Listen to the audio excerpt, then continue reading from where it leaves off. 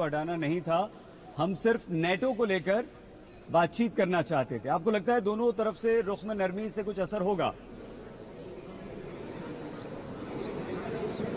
बहुत ज्यादा असर हो सकता है सईद, और उम्मीद ही उस नरमी से है, उसी रुख की नरमी से ये सारी उम्मीदें इस समय बनी हैं। चाहे ज़ेलेंस्की ने पहले इस तरह का एक वो दिखाया हो, क्लाइम डाउन दिखाया हो कि नेटो को लेकर अचानक उनका बयान बदल गया, अब तक जो बोल रहे थे उससे बिल्कुल अलग।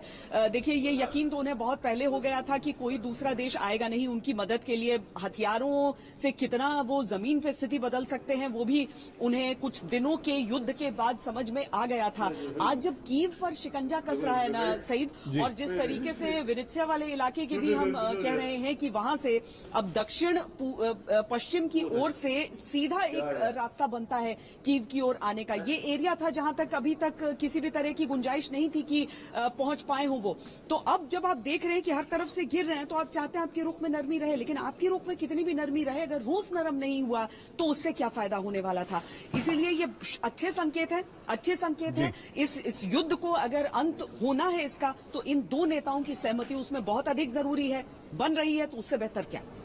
बिल्कुल श्वेता, बने रहिए हमारे साथ। राजेश, क्या अब आप इस युद्ध को खत्म होने की तरफ देख रहे हैं ज़ेलेंस्की और पुतिन दोनों के बयानों के बाद?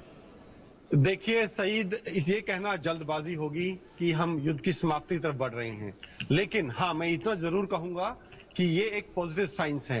दोनों लीडर्स के जो बयान आए हैं पिछले 24 घंटे में, वो इस तरफ इशारा कर रहे हैं कि कहीं ना कहीं उनके स्टांस में नरमी है, और दोनों इस चीज को समझ रहे हैं कि युद्ध दोनों देशों के लिए घातक है, दोनों देशों का नुकसान हो रहा है। ये चीज उनकी समझ में अभी आ रही है और नरमी आ रही है, और ये एक तरह का डिप्लोमेटिक पोजिशनिंग है एक नई वार्ता से पहले, जिसमें अभी तुर्की मध्यस्थता कर रहा है, जो कि अंतोलिया में होने वाली है। तो मुझे लगता है कि कहीं ना कहीं बातचीत आगे बढ़ेगी।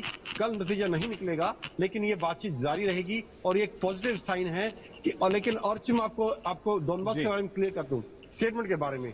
ज़ेलेंस्की ने ये नहीं कहा कि हम इसको रूस का हिस्सा मानने के लिए या उसको यूक्रेन से अलग मानने के तैयार हैं। ज़ेलेंस्की ने सिर्फ ये कहा है हम उसके बारे में रूस की कंसर्न्स के ऊपर बात करने के लिए तैयार हैं। सईद, ठीक है Rajesh ji. General Dayal, general Meston, आप दोनों से, श्वेता और राजेश से सवाल पूछना चाह रहे हैं, लेकिन राजेश आपको जाना है। बहुत धन्यवाद आपका। श्वेता हमारे साथ बने रहेंगी। लेकिन रूस यूक्रेन युद्ध में दो महत्वपूर्ण खबरें आई।